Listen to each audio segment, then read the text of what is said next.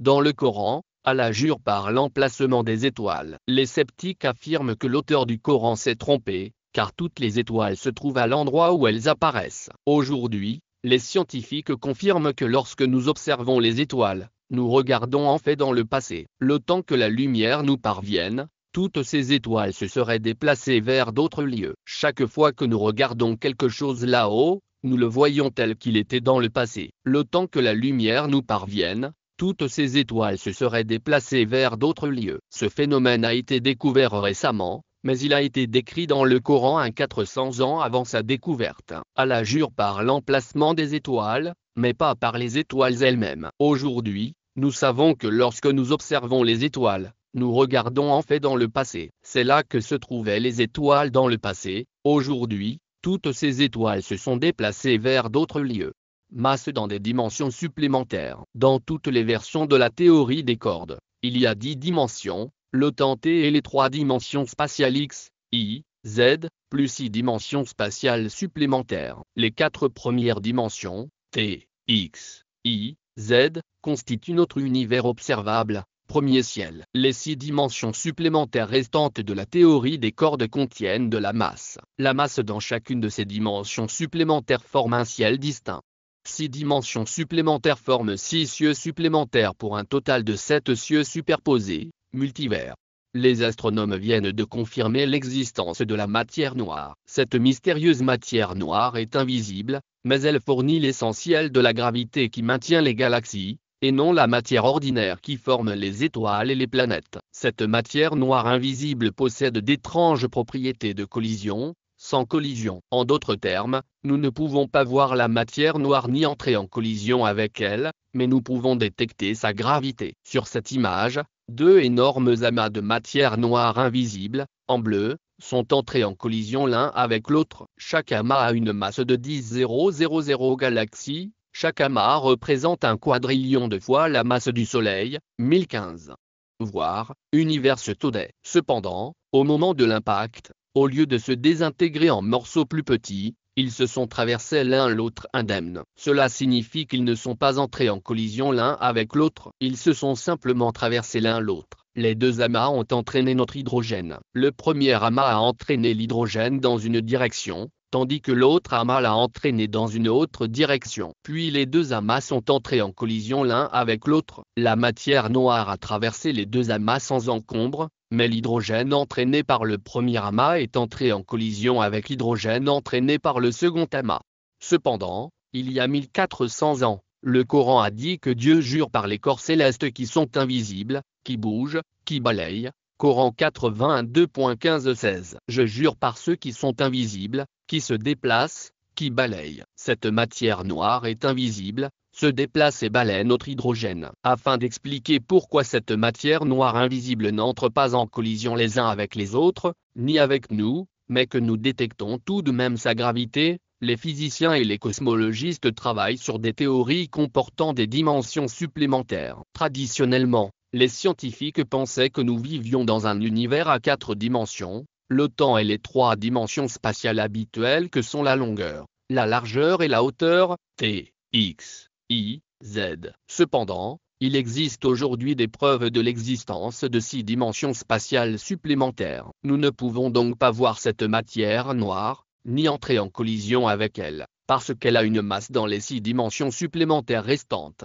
YouTube, selon le Coran, nous ne pouvons ni voir ni heurter les djinns, mais ils ont un poids. Coran 55 2.31. Nous, Allah, réglerons votre affaire, vous qui êtes de poids, l'homme et le djinn. Tukl en arabe signifie poids. Takalin signifie poids pour 2, mode binaire. Les djinns ont un poids signifie que nous pouvons détecter leur gravité et qu'ils peuvent détecter notre gravité. Ainsi, selon le Coran, nous ne pouvons pas voir les djinns ni entrer en collision avec eux, mais nous pouvons détecter leur gravité. Tout comme les djinns sont d'un type différent que nous ne pouvons ni voir ni heurter, mais dont nous pouvons détecter la gravité, il existe 6 autres cieux que nous ne pouvons ni voir ni heurter, mais dont nous pouvons détecter la gravité, et qui se superposent au ciel visible.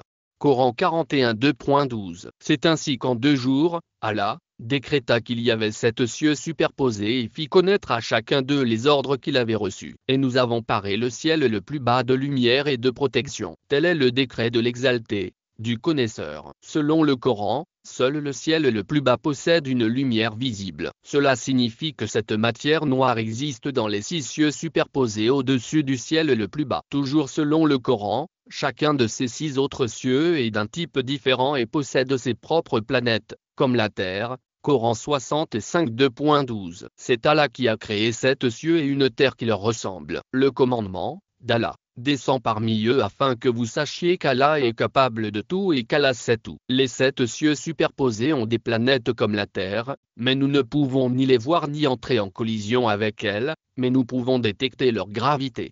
La relativité générale a prédit l'effet de lentille gravitationnelle, c'est-à-dire que le champ gravitationnel généré par une galaxie fait plier, changer de direction, la lumière qui la traverse.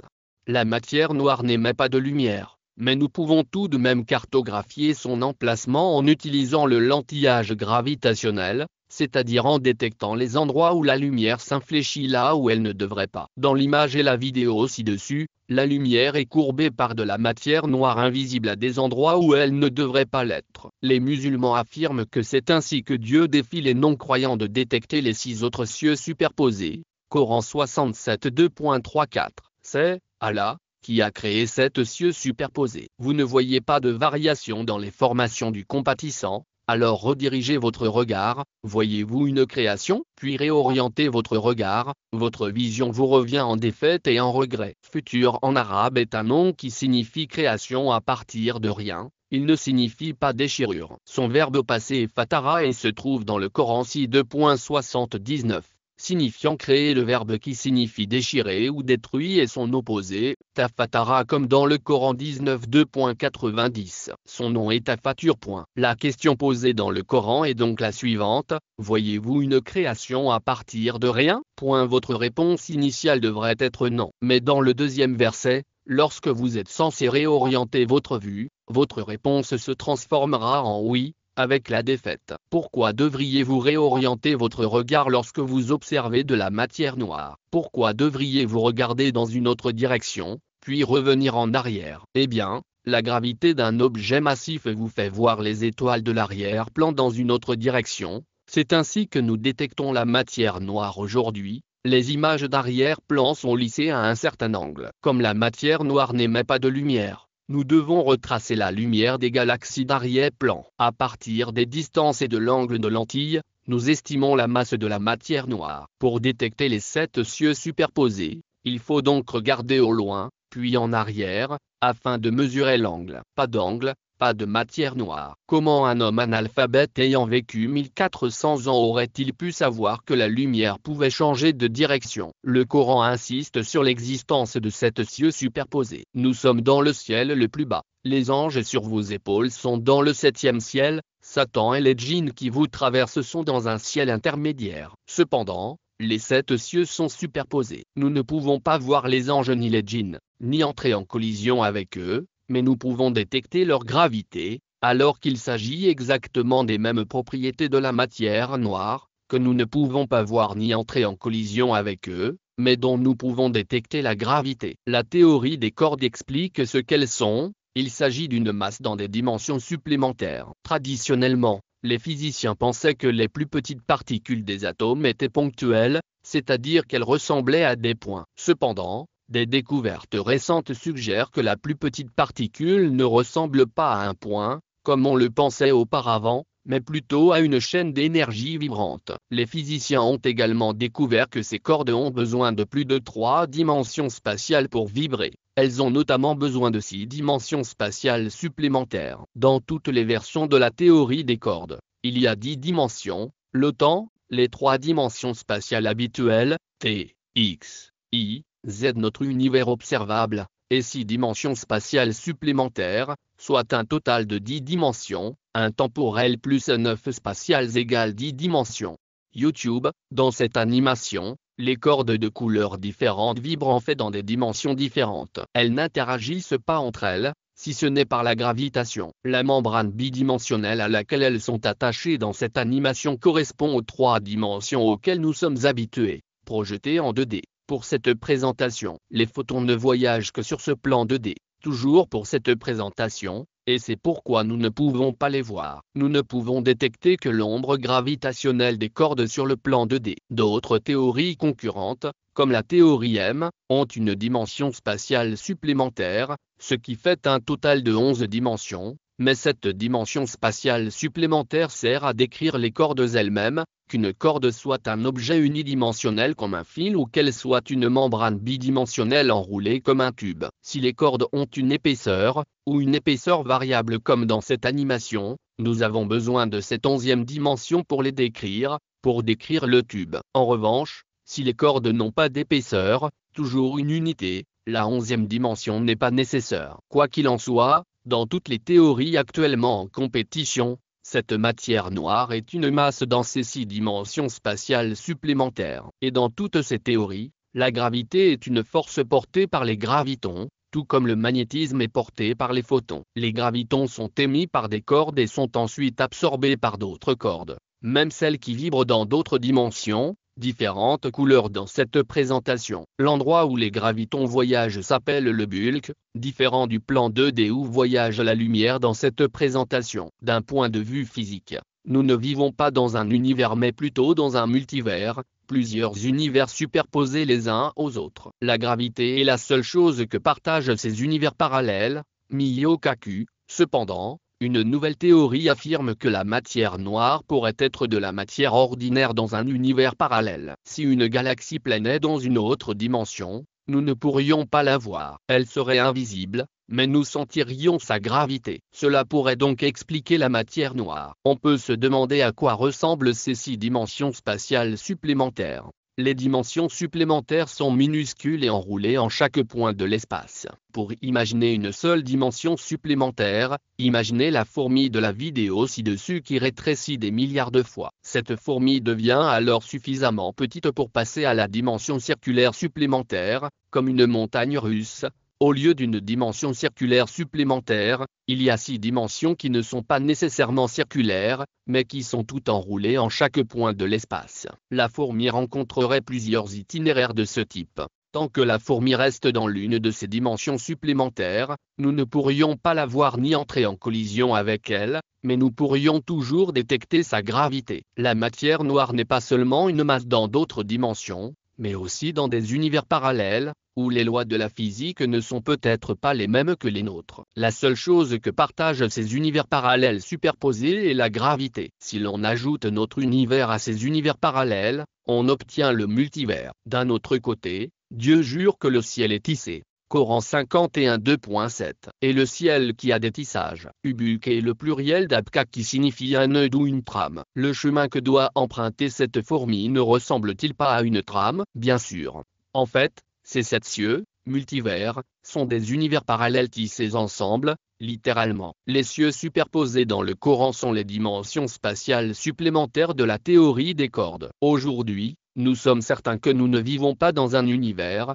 mais plutôt dans un multivers. Comment un homme analphabète qui vivait il y a 1400 ans aurait-il pu savoir que nous vivons dans un multivers? Aucun physicien ne croit aujourd'hui que nous vivons dans l'univers tridimensionnel de la Bible chrétienne, où même le temps n'est pas une dimension. Il y a 1400 ans, personne ne connaissait la forme de l'univers telle qu'elle est décrite dans le Coran. Chaque observateur dans l'univers voit l'univers observable qui l'entoure comme une sphère en expansion, d'un diamètre de 93 milliards d'années-lumière. Cela est vrai pour tous les observateurs, même ceux qui se trouvent en dehors de notre univers observable. Ce que nous voyons et ce qu'ils voient est identique, une sphère en expansion de 93 milliards d'années-lumière de diamètre. L'univers observable. Si l'on suppose que l'univers est isotrope, la distance au bord de l'univers observable est à peu près la même dans toutes les directions. En d'autres termes, l'univers observable a un volume sphérique, une boule, centrée sur l'observateur. Chaque endroit de l'univers possède son propre univers observable, qui peut ou non se superposer à celui centré sur la Terre. Le rayon de l'univers observable est donc estimé à environ 46,5 milliards d'années-lumière et son diamètre à environ 28,5 gigaparsecs, 93 milliards d'années-lumière. L'univers observable est une sphère. Ce fait a été découvert récemment, mais il a été décrit dans le Coran 400 ans avant sa découverte. Coran 55 2.33. Ô société des djinns et des humains, si vous pouvez échapper au diamètre des cieux et de la terre, allez-y, échappez-vous. Mais vous ne vous échapperez qu'avec une autorisation. Aktar signifie diamètre, mais le diamètre est strictement une propriété des cercles ou des sphères. Puisque la terre et les cieux ont des diamètres, alors, selon le Coran, la Terre et l'univers observable sont des sphères. L'homme sur Terre et les djinns dans les cieux voient l'univers observable comme une sphère. Comment un homme analphabète qui vivait il y a 1400 ans aurait-il pu savoir que l'univers observable est une sphère? Les observateurs du monde entier voient les mêmes propriétés pour l'univers. Principe cosmologique. Le principe cosmologique est généralement formulé de la manière suivante, vu à une échelle suffisamment grande. Les propriétés de l'univers sont les mêmes pour tous les observateurs. Cela revient à affirmer de manière très philosophique que la partie de l'univers que nous pouvons voir est un échantillon représentatif et que les mêmes lois physiques s'appliquent à l'ensemble de l'univers. En substance, cela revient à dire que l'univers est connaissable et qu'il joue franc jeu avec les scientifiques. Wikipédia. Principe cosmologique, 2020. Vu à une échelle suffisamment grande, les propriétés de l'univers sont les mêmes pour tous les observateurs. Ce principe a été découvert récemment, mais il a été décrit dans le Coran 1400 ans avant sa découverte. Coran 79 2.27-28. Es-tu plus difficile à créer, ou le ciel? Il l'a construit. Il en augmenta l'épaisseur et l'égalisa. Aujourd'hui, nous savons que cette affirmation est correcte car l'univers est en expansion. Le rayon de l'univers observable augmente. Soa signifie rendu égal, et la égalisé signifie qu'il a rendu l'épaisseur égale pour tous les observateurs. Aujourd'hui, nous savons que cela est correct car tous les observateurs voient le même rayon. Si la Terre était plate et le ciel un dôme, comme le prétendent certains sceptiques, la hauteur au centre serait plus grande que la hauteur sur les bords, et les observateurs ne verraient donc pas la même épaisseur. Comment un analphabète qui vivait il y a 1400 ans aurait-il pu savoir que tous les observateurs voyaient des rayons égaux? Nous savons déjà que toutes les planètes reviennent au même endroit sur leurs orbites respectives, ce qui est confirmé. Mais il existe une autre caractéristique de l'univers qui fait l'objet de recherches. Si vous continuez en ligne droite dans l'univers, vous finirez par vous approcher par l'arrière et par vous retrouver à votre point de départ. Cela dépend de la courbure et de la topologie de l'univers, comment il est connecté. Il y a peut-être des choses que tu fais qui t'éloignent d'Allah. Si tu veux savoir quoi, clique sur le lien dans la description de la vidéo. La forme de l'univers. Notre nouvel article, publié dans Nature Astronomie, aboutit à une conclusion qui, si elle est confirmée, pourrait déclencher une crise en cosmologie. Nous montrons que la forme de l'univers pourrait en fait être courbe plutôt que plate, comme on le pensait jusqu'à présent, avec une probabilité supérieure à 99%. Dans un univers courbe, quelle que soit la direction dans laquelle vous voyagez, vous vous retrouverez au point de départ, comme sur une sphère. Bien que l'univers ait 4 dimensions, y compris le temps. Phi.org, Shape of the Universe. Studi cool forces to rethink everything about cosmos, la forme de l'univers, une étude pourrait nous obliger à repenser tout ce que nous savons sur le cosmos, 2019. Quelle que soit la direction dans laquelle vous voyagez, vous vous retrouverez au point de départ, comme sur une sphère. Cela implique également que l'univers est au moins 250 fois plus grand que l'univers observable. Ce fait a été connu récemment, mais il a été décrit dans le Coran 1400 ans avant sa découverte. Coran 4.26 2.11. Et le ciel qui revient. Al-Rajj signifie revenir au même endroit. Nous savons déjà que toutes les planètes reviennent au même endroit sur leurs orbites respectives, mais nous savons aujourd'hui que si cela est également vrai à plus grande échelle, cela implique que l'univers est fermé et fini. Ce fait a été connu récemment, mais il a été décrit dans le Coran 1400 ans avant d'être découvert. Les djinns et les hommes ne peuvent échapper au diamètre des cieux et de la terre, ce qui signifie qu'il n'y a pas d'issue. Selon le Coran, l'univers est donc fermé et limité. Il n'y a pas d'erreur dans le Coran. Comment un homme analphabète qui vivait il y a 1400 ans aurait-il pu savoir que l'on retourne à son emplacement d'origine dans l'espace? La Bible dit que le ciel est dur comme un miroir d'airain. Job 37 2.18. La Bible insiste donc sur l'existence d'un univers statique. En fait, la célèbre bévue d'Albert Einstein, La constante cosmologique visait à expliquer l'univers statique. Bien qu'il n'existât à l'époque aucune preuve scientifique à l'appui de cette affirmation, Einstein a accordé à la Bible le bénéfice du doute et a opté pour un univers statique, sans expansion ni contraction. Plus tard, lorsqu'Edwin Hubble a découvert l'expansion de l'univers, Einstein s'est rétracté et a qualifié cette constante cosmologique de plus grosse erreur de sa carrière. En se fiant à la Bible, Einstein s'est trompé de l'ordre de 10 120, 3 fois l'âge de la Terre. La Bible chrétienne situe la création de la Terre au premier jour, ce qui fait que l'âge de la Terre est égal à l'âge de l'univers. On retrouve également ce principe dans le Coran, mais l'univers a 6 jours alors que la Terre n'en a que 2. Les sceptiques affirment que l'auteur du Coran a fait une erreur de copie en plaçant l'âge de la Terre à 1/3 de l'âge de l'univers. Aujourd'hui, les cosmologistes confirment que l'univers a 3 fois l'âge de la Terre. Einstein nous a appris que mon horloge et la vôtre ne tournent pas à la même vitesse. Le temps, ou la vitesse de nos horloges, dépend de l'accélération et barre oblique ou de la gravité. Si mon horloge accélère et barre oblique ou se trouve dans un champ gravitationnel puissant, elle fonctionnera plus lentement que la vôtre. Les musulmans croient que le paradis et l'enfer sont tous deux beaucoup plus grands et beaucoup plus massifs que la terre, mais toujours beaucoup plus petits que le trône de Dieu. La théorie de la relativité générale indique que le temps s'écoule plus lentement à proximité d'un objet plus massif que la Terre, les horloges tournent plus lentement dans des champs gravitationnels plus puissants. Ainsi, selon la relativité générale, le temps devrait s'écouler beaucoup plus lentement au paradis /enfer que sur Terre. Ce phénomène a été découvert récemment, mais il a été décrit dans le Coran 1400 ans avant sa découverte. Dans le Coran, un jour au paradis /enfer équivaut à 1000 ans sur Terre. Coran 22h47. Ils vous mettent au défi d'infliger ce supplice, en enfer, et Dieu ne manquera pas à sa promesse, un jour de votre Seigneur, le paradis /l'enfer, est comme 1000 ans de ce que vous comptez. Ici, Dieu promet à ceux qui ne croient pas à l'enfer et au châtiment que chaque jour de leur torture en enfer équivaudra à 1000 ans sur terre. Ainsi, selon le Coran, le temps passe plus vite sur terre qu'au paradis /enfer. Mais cela est conforme à la théorie de la relativité générale qui dit que le temps s'écoule plus lentement à proximité d'une masse plus importante. Le paradis et l'enfer sont beaucoup plus massifs que la terre et le temps devrait s'y écouler beaucoup plus lentement que sur terre.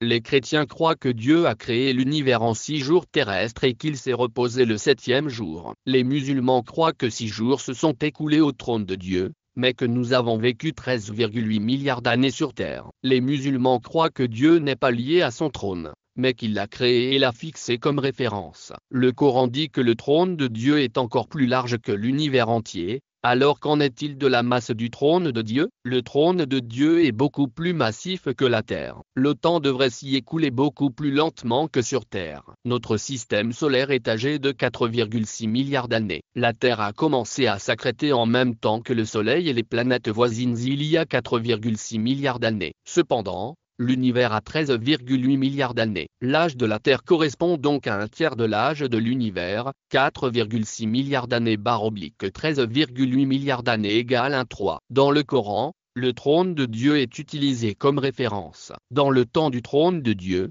la Terre est âgée de 2 jours, tandis que les cieux, la Terre et tout ce qui se trouve entre les deux sont âgés de 6 jours, de 6 égale 1/3. Coran 7h54. Est ton Seigneur, Allah, qui a créé les cieux et la terre en 6 jours, puis s'est installé sur le trône. Allah couvre la nuit avec le jour, le réclame sans cesse, et le soleil, la lune et les étoiles sont asservis à ses ordres. N'est-ce pas là sa création et son ordre? Béni soit Allah, le Seigneur de l'univers. Ces 6 jours sont sur le trône. Le cadre de référence de la création est donc le trône, et non la terre. Coran 41:2.9 dit, est-ce que vous reniez celui, Allah, qui a créé la terre en 2 jours, et vous prétendez que d'autres lui sont égaux? Il est le Seigneur de l'univers. Coran 52:38. Nous avons créé les cieux, la terre et tout ce qui est entre les deux en 6 jours, sans que la fatigue ne nous atteigne. Tous ces jours se déroulent sur le trône. Le cadre de référence de la création est le trône. Lorsque Dieu dit qu'il a créé les cieux, la terre et tout ce qui se trouve entre les deux, y compris vous et moi, en 6 jours, cela signifie qu'il se réfère à la période d'existence. La Terre existe depuis 2 jours sur 6, 2,6 égale 1,3. Les musulmans croient que Dieu soutient tous les êtres vivants. Tous les ordres qu'il a donnés aux anges pour assurer la subsistance de l'homme et des animaux ont été inscrits sur la tablette préservée. Le Coran dit que pas même une feuille ne tomberait sur terre sans avoir été préalablement enregistrée sur cette tablette préservée. Dieu dit qu'il a inscrit cette tablette préservée avant le début de la création de la terre. Il a répondu à nos prières d'aujourd'hui, sous forme d'ordre aux anges sur la tablette préservée, au cours des 4 premiers jours, alors que la terre était encore fumée. Il a ensuite ordonné à la terre de se former. Coran 41 2.9-12 dit, « Est-ce que vous reniez celui, Allah, qui a créé la terre en 2 jours, et vous prétendez que d'autres lui sont égaux? Il est le Seigneur de l'univers. Il y a placé des montagnes et l'a comblé de bienfaits. Et, Allah, estima toute sa subsistance en 4 jours, en faveur de ceux qui demandent. Après cela, Allah commanda au ciel, qui était encore enfumé. Il lui dit,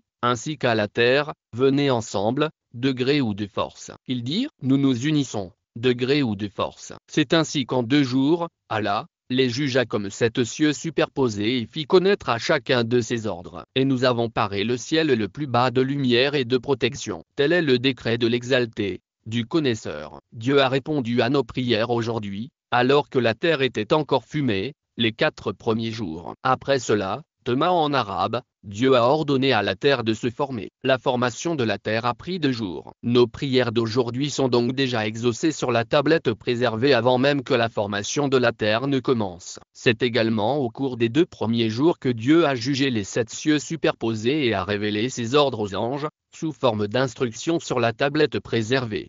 Au temps du trône de Dieu, la terre est âgée de 2 jours, tandis que les cieux, la terre et tout ce qui se trouve entre les deux sont âgés de 6 jours. L'âge de la terre correspond donc à 1/3 de l'âge de l'univers, 2,6 égale 1,3. De même, dans le temps terrestre, l'âge de la terre est de 4,6 milliards d'années alors que l'âge de l'univers est de 13,8 milliards d'années, ce qui représente également 1/3, 4,6 milliards d'années / 13,8 milliards d'années égale 1,3. Il s'agit donc du même rapport dans le temps de la Terre ou dans le temps du trône de Dieu. La théorie de la relativité générale explique pourquoi le temps au trône de Dieu s'écoule plus lentement que sur Terre. La relativité générale explique pourquoi 6 jours se sont écoulés au trône de Dieu alors que nous avons mesuré 13,8 milliards d'années. Ainsi, selon le Coran, trône de Dieu plus grand que paradis / enfer plus grand que terre, plus la masse est petite, plus le temps est rapide. Nous sommes certains que le temps est relatif, c'est-à-dire que l'âge de l'univers est différent pour les observateurs dont les horloges fonctionnent à des rythmes différents. Par exemple, il existe un observateur qui mesure l'âge de l'univers à 3 milliards d'années, mais il mesure également l'âge de la Terre à 1 milliard d'années. Mais le Coran l'a présenté sous la forme d'un rapport, 1,3, et ce rapport s'est avéré correct pour tout observateur, quelle que soit la fréquence de l'horloge. Si le Coran l'avait présenté sous une autre forme qu'un rapport, il aurait été erroné pour différents observateurs. Comment un analphabète qui vivait il y a 1400 ans aurait-il pu savoir que l'âge de la Terre est égal à 1/3 de l'âge de l'univers? La Bible chrétienne situe la création de la Terre au premier jour, ce qui rend l'âge de la Terre égal à l'âge de l'univers.